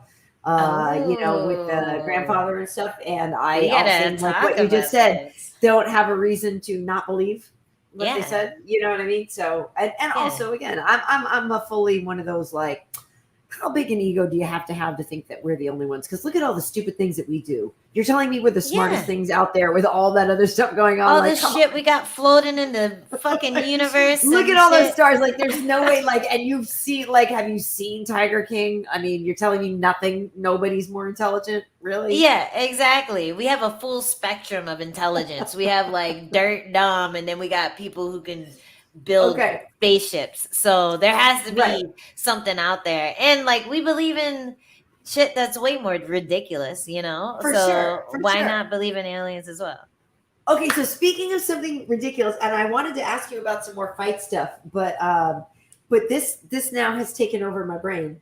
Have you heard, and I want to see the people in the comments, has anybody in the comments heard the Bryce Mitchell Thug Nasty's rap at all? He put out, if you're on YouTube, he has I believe it's called Prairie Fire. It is actually really good. Is it fire, emoticon? Dude, fire, surprise face, fire, mic drop. Okay, so literally, did he do the that commercial where he was talking about losing a ball? Or is that another kid? Oh no, Thug Nasty. That's he did him, something to himself one time, right? Where he messed. I don't know if he did a commercial like that. Okay, so he's pretty funny with the videos. He's very funny. He did like a fake. I don't know if it was a fake commercial or a real commercial, but it was some kind of car dealership thing, and he was talking about how he equated it to losing a ball. And it was really funny. I forget what it was, but it was like one of those like old school car dealership type commercials. So I'm not surprised that it was fire, just because he was pretty funny on that. But I have to look it up. So continue. Sorry. Really good flow. Like, so we were listening to it on set. It was me, Rashad, Kiesa, and Dean Thomas. And so we were there, and all of a sudden I was like, have anybody heard this? And so I put it on, and I started. It's like, I don't know if he has 5 songs, maybe, or maybe even more.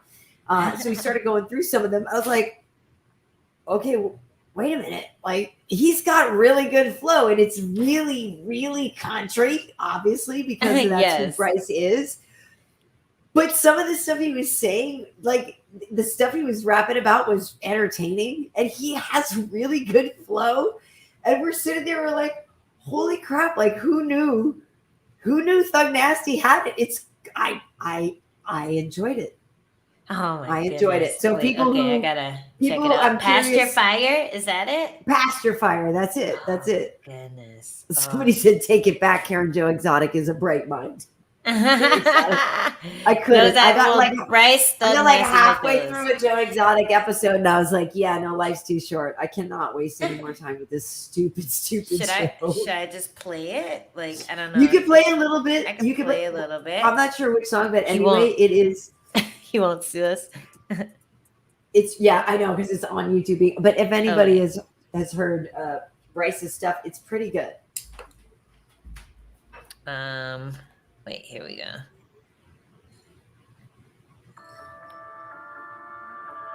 Oh, that one has a long lead in. So skip. He drops the beat. Yeah, you skip ahead a little bit on that one.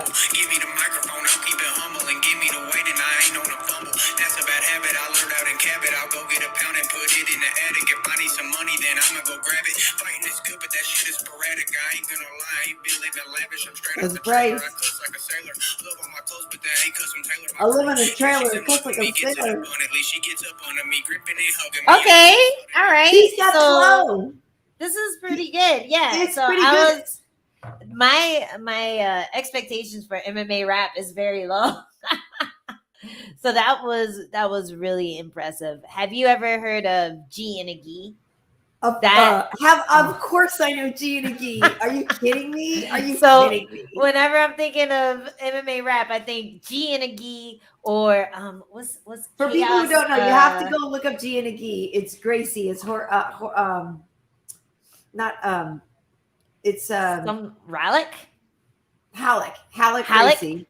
Rallick. Aralek. Halleck Yes. Gracie, and it's G and a Gee, and his video is so funny, and he shows him like showing up to a nightclub in different places and trying to get in. He's like, but I'm just a G and a Gee and stuff, and it's The lyrics are just so silly. It's just I do like G and a Gee is gold.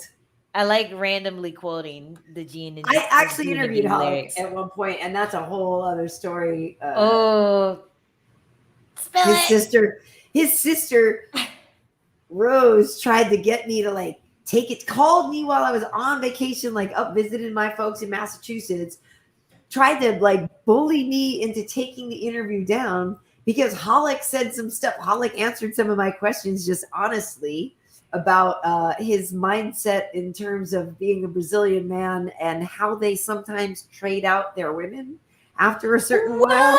Dude, and like how they like I swear to God, like baseball cards. Like I think this is what I'm trying to remember because this is such a long time ago.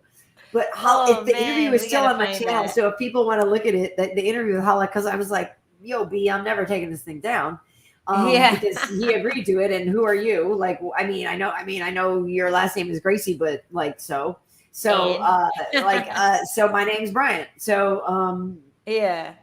So anyway, so Halleck, we were talking about like, because I was joking about going to the Gracie museum, and when you go to it, their family tree is incredible. They are a prodigious family. They make a lot of babies. There are a lot of Gracies. And so you look at the family tree and blah, blah, blah, blah, blah. And I was joking. I said something about the family tree and blah, blah, blah.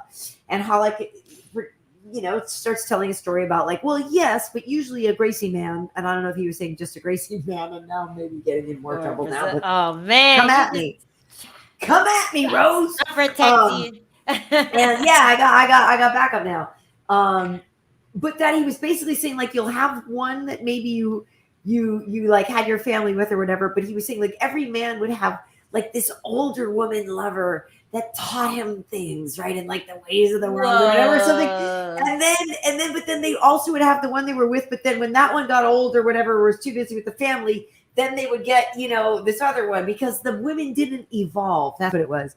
He was talking about how the women didn't evolve with them, along with them. Wow. But how they did. And I was like, really? And anyway, it's actually quite funny. And but she wanted me to take it down. And I was like, nobody said all this ridiculous stuff. Like, are you and mad it's funny. Like, yeah, exactly. So I left it up. We left it up and we're never taking it down. Yeah. And Rose was mad at me. And at the time she was married, or maybe she still is. I don't know. Her husband was a fighter. Mm-hmm. What was her husband's name? I forget. But I forget. But I remember being somewhere once, and he was like fully mean mugging me, like behind, and I was like, what are you doing? Like, I was like, he agreed to the interview. Like, I'm not taking it down. Like, what are you doing? Did he want you to take it down, or was it just his family, everyone around him? Holic never asked me to. It was just That's so funny. He's like, I don't need you to take it down. I'm still gonna have my old girl and my young girl and my involved girl and my uninvolved girl. I'm good. She's the only person that ever gave me anything about it. Oh man, she was probably the old girl. She's probably feeling like the old girl. Yeah, she's like, I don't know. She'll want you to air the laundry. That's so funny. That's really funny. So I wonder if that's part of the lyrics. Now I got to go back and look at the lyrics and see if there's a hidden message in there talking about their unevolved vaginas. Oh my God.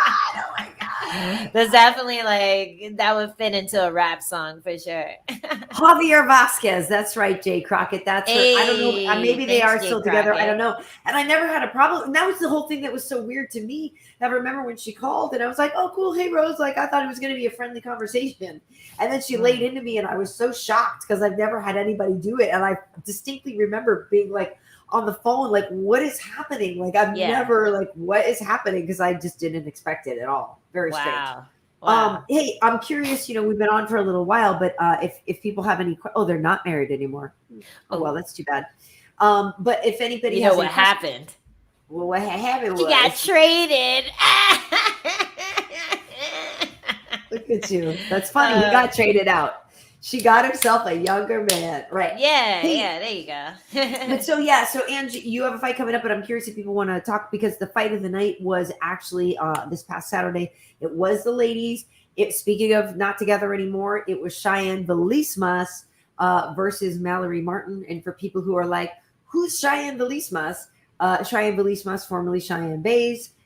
She and JP are no longer together. And so she has gone back to her other name.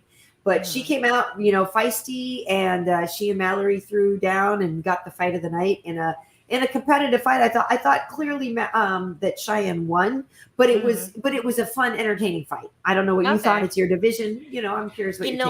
I haven't gotten a chance to watch it yet. Okay. The youngins, the little scrap girls. I'll get to them in a second. But I haven't gotten to watch it. I saw a few highlights. It looked like it was like a lot of back and forth. But there were just so many good fights on that card. So it was hard to sit through a whole 15 minutes when you had all these amazing finishes, all these amazing brawls. But the girls, when the girls come out feisty, a lot of times they snatch away that fighting night. So I'm happy for them just because it is harder for strawweights with the smallest weight class. So it is harder for us to get the finish, especially if it's not going to the ground, especially if you don't have a submission artist. So it's cool that they were still able to get that bonus, even though they weren't able to, knock each other out silly. But good for them. Yeah, it was good. It was entertaining. It was entertaining. Yeah. But I did hear that there was a lot of, I guess, talking about the fact that her name changed. And I think the only reason people were focusing on that is because it was such a huge storyline when her and her husband fought on the same card. Right. Like it was one of the biggest storylines. Yeah. Definitely. And then when your husband comes back, because he fought first and he lost that fight. Yep. And then when your husband comes back and they're all like sad, it's hard to go from wife mode, like, oh baby, it's gonna be all right, to okay, I'm gonna fuck this bitch up. Like it's hard to do that. It's hard to flip that switch. So of course you go into a fight expecting to win, but sometimes you want to not set yourself up for a traumatic experience where you're with someone you loved at a really hard time, but you gotta kind of ignore them. You gotta be like, all right, go cry. I got shit to do. So that didn't feel like a good idea, but it was a cool storyline. But because that was focused on so hard when that happened, it was, now that she's no longer buys, then people have questions. What happened? Where's the story? I want to know the part 2. What happened to your man? Bye-byes.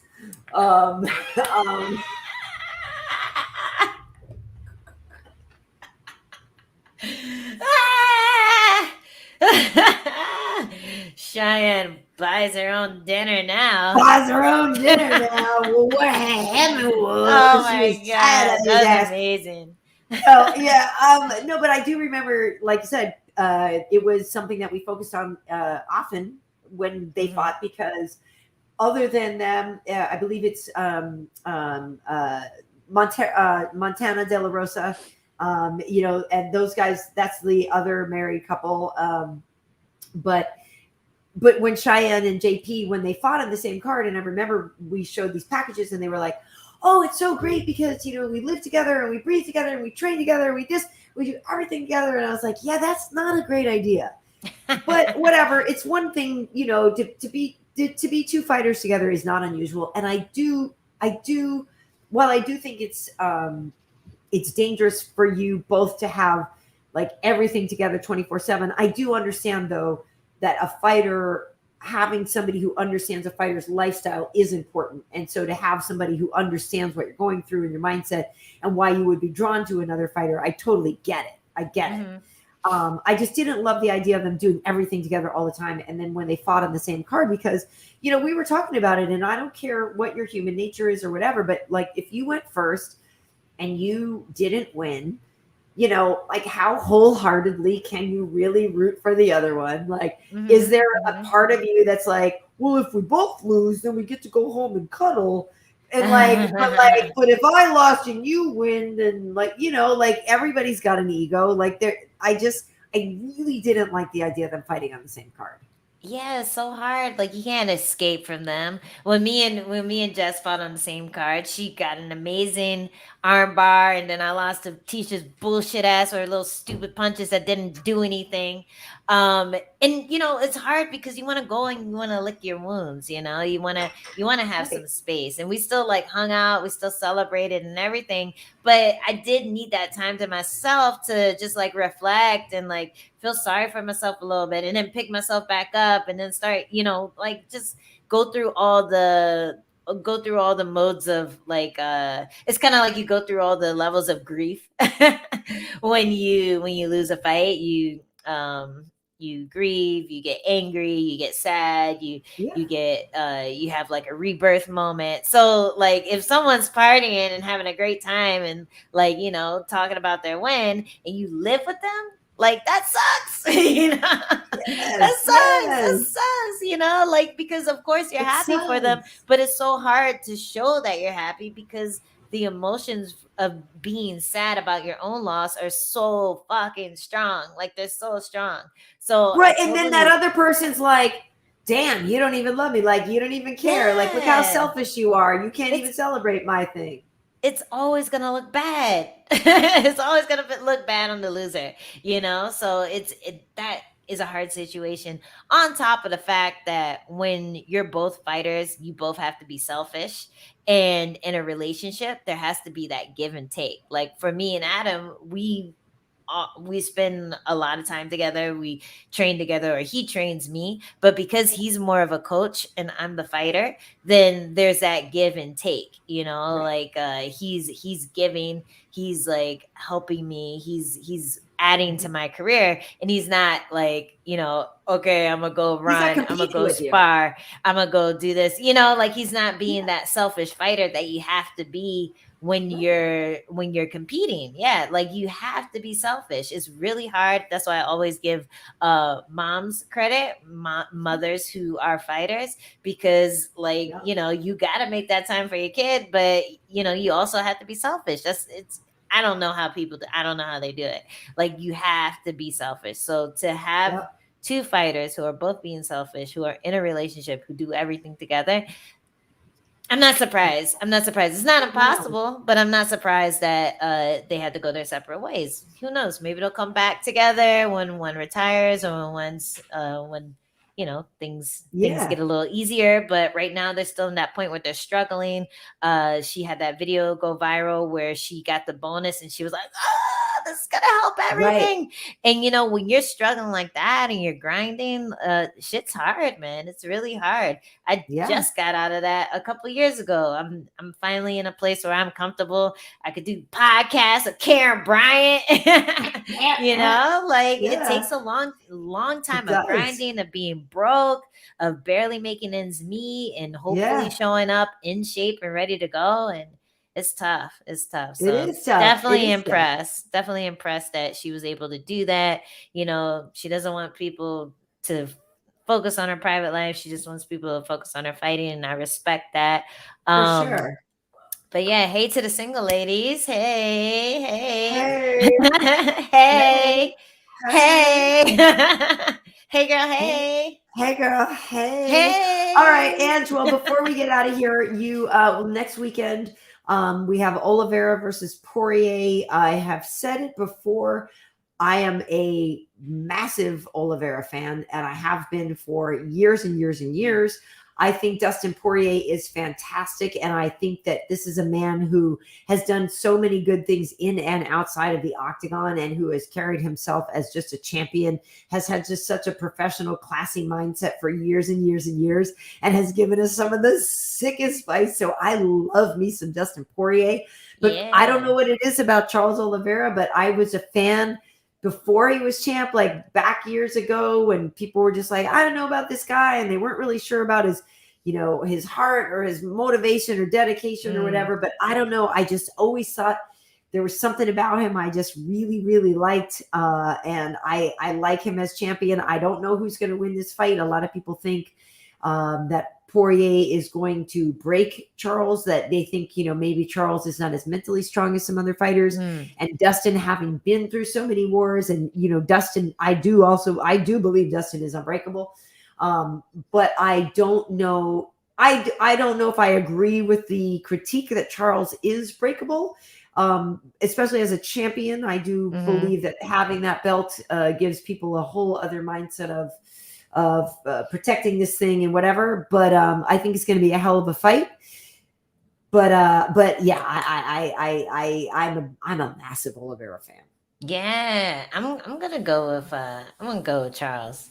I'm gonna go with him. I think I feel like he's just more dangerous everywhere. I think with Poirier, the stand-up's gonna be sick, but with Charles, you have to look out for everything. You have to look out for spinning attacks. You have to look out for takedowns. He reminds me of Max Holloway a lot. He's just super dangerous everywhere. Only he's more of a submission artist, so it's just like as soon as he grabs onto something, then it could be over. Like, like it's just. Get that wrist, start climbing up it, get to the back. Like it's a superpower. It really is a superpower to be able to submit people like that, because not only can you get the finish there, but people are so worried about defending and keeping your hands off of them that they start dropping their hands and leaving that mode of attack for the striking. And that's how he's gotten a lot of his knockouts. So I really do like Champ Charles. I feel like he is going to have that extra motivation when he's training, when he's grinding, in the gym, making sure he does have the cardio to go all 5 rounds. When you have that belt, you have that big paycheck, you have more resources. I do think that he's going to put everything together. So it's going to be an exciting fight. Poirier is such a good person, though, so it doesn't matter. Good. Like, it's not like one of those fights that you go into and you're like, if this person loses, I'm gonna eat my hat. You don't care who loses. Like, you don't care who wins. You just you know it's gonna be 2 stand-up guys, 2 great guys, and it's gonna be an exciting fight. So I'm excited for it. I like the low stress pay-per-views. I don't like the high stress, like, my guy's gotta win. I don't like that. No, for sure. Well, exactly, because Charles has done a bunch of things going back to his favela. He's like, after he won the title, you see his social media, he's doing all these things where he's like giving out all this food and doing bags of provisions and all this stuff. Like, they're both incredible guys. So we are lucky to have either one of them as a champion. So yes, for sure. Can't wait to see how the cards fall. Okay, and then meanwhile, right before that, Amanda Nunes. My God, I love this. Pena, she's a sneaky little crafty girl, though. I love watching her fight so much because Amanda is just such a badass. Like I used, and we were joking that we were going to do something where, like, she was going to be my stunt double because we're about the same height and everything. I was just going to put like a curly wig on her, and I was going to go somewhere and like just talk a bunch of mad crap, and then have Amanda jump in and be the stunt. Oh, that's so funny. Yeah, you should definitely do that. Oh, did I lose you or did you lose me? Hello. Okay, wait, that's back. Is that, yeah. Hey, so, okay. Yeah. And so, but she is defending against Juliana Pena, though, and Juliana is so scrappy.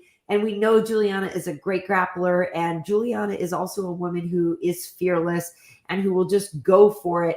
I guess my only fear ever with Juliana is that she'll get like overly emotionally invested in something and like maybe we'll throw a game plan to the wind or something because the passion takes over because she is so passionate about it.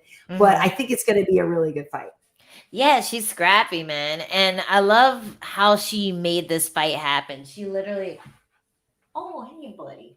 She literally, the bubbers came in. She literally just said, who else? Who else is going to fight her? You know, like, why not? Why not? Give me a chance. Give me a chance to make the biggest upset in maybe UFC history. Who knows? I'm not sure what I think the Holly beating Ronda was actually technically, it must have been like technically in terms of statistics and odds, the biggest one. But I know what you're saying. We'll have to see what the betting odds are because like I can't imagine anyone isn't betting a ton of money on Amanda to win everything because it's an easy bet. But like Pena always has a card up her sleeve, ace up her sleeve, I mean, and she's always being crafty. She's always evolving.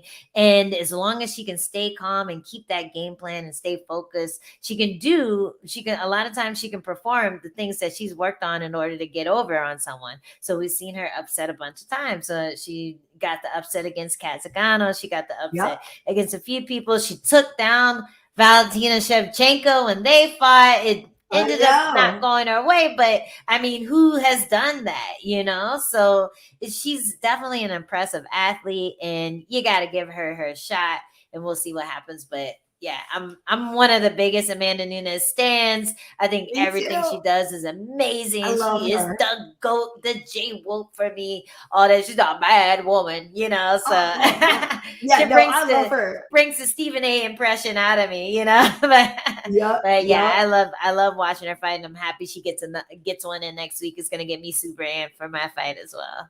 For sure. Yeah, no, I like when Amanda fights, I'm just like, it's beats out time now. Yeah, you know what I mean? Let's go. I get excited because she is a woman. Same with like Valentina, and obviously when you fight, but like there's times when I'm like, I definitely get that vicarious feeling. I don't get it with every girl because, you know, some girls I'm like, you know, you're tiny compared to me. I feel like some of the little girls, I'm like, I get it.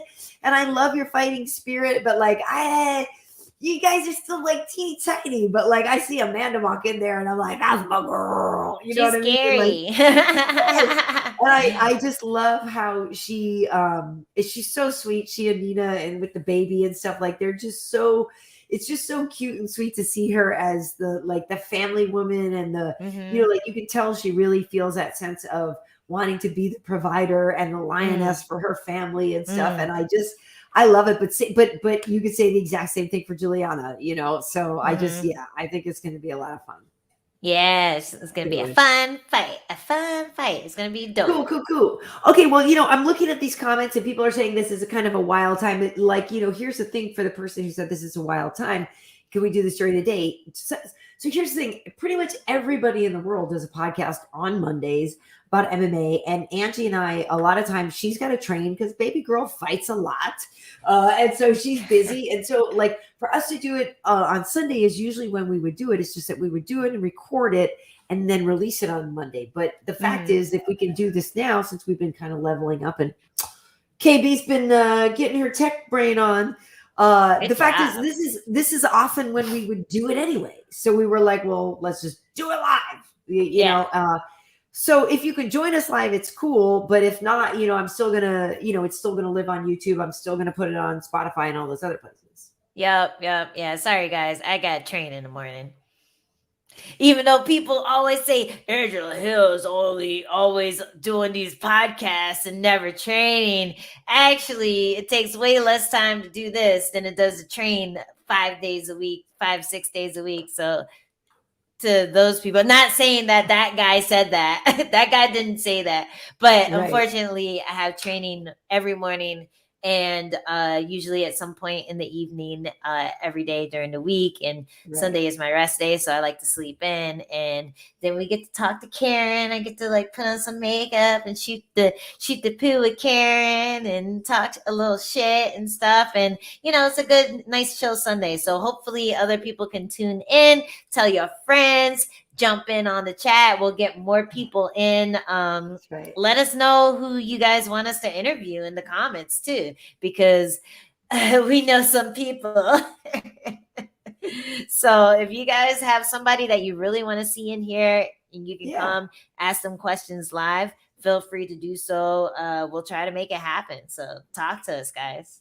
For sure. And especially too, we were thinking this on the invite list, like somebody like Chris, who is fun. He made a big splash, but maybe a lot of people don't know him yet. Right. So maybe there's some people that you guys are like, I'd really like to get to know this person more, maybe not necessarily a huge name that's on every show, but somebody that you're just sort of more curious about. You can always leave a comment here on that, or, we'll ask on social media and stuff like that. But that was really fun. I thought he was going to be good, and he was even better than I thought he was. He was awesome. I'm such a fan. They always tell you don't meet your idols, so I'm always a little nervous when I get to talk to somebody that I've been kind of fangirling over, but he was totally the best. Like, he totally lived up to expectations, if not more. So exactly. Okay, so listen. So we are basically today is December 5th.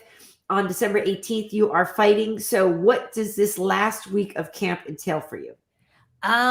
Basically just training, not too much like hard goes with the live stuff, just to keep injuries from happening, to keep cuts from happening, but a lot of drilling, a lot of hard drilling, keeping that cardio up, running, pad work. Why isn't it over yet? So I got to do all that next week. I'm still tapering down, so it's not going to be as tiring as like last week. Last week I was about done.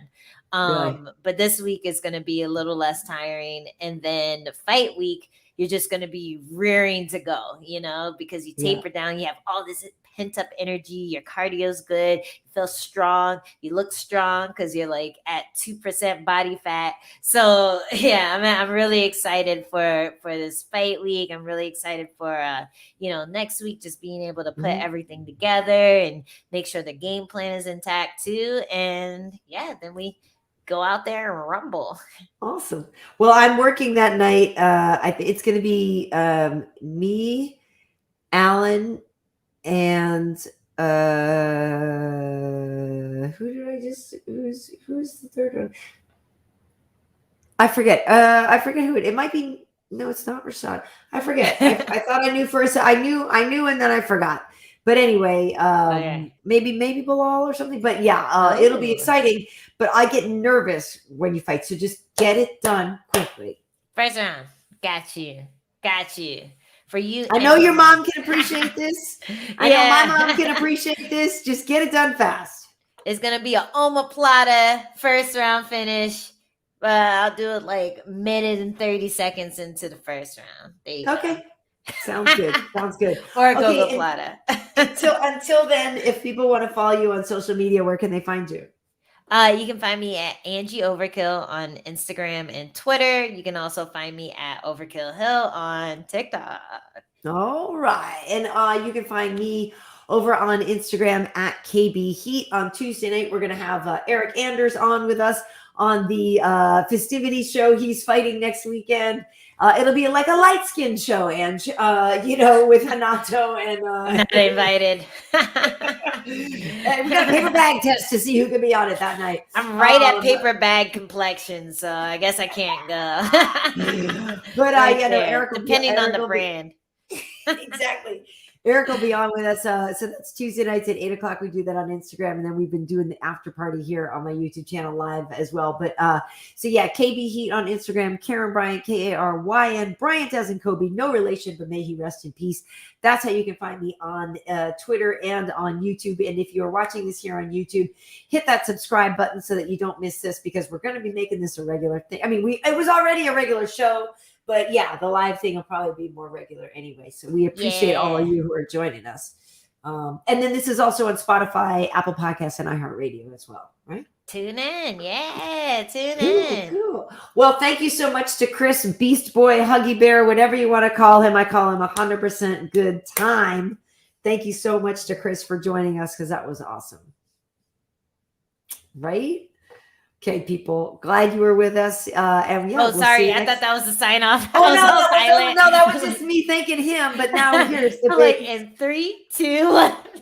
That was good though. I like that. That was very okay. So thank you so much for Chris Barnett for joining us. Okay. For Angela Overkill Hill, I am KB Karyn Bryant. We say thanks so much for joining us. Thank you. See you next time. Goodbye.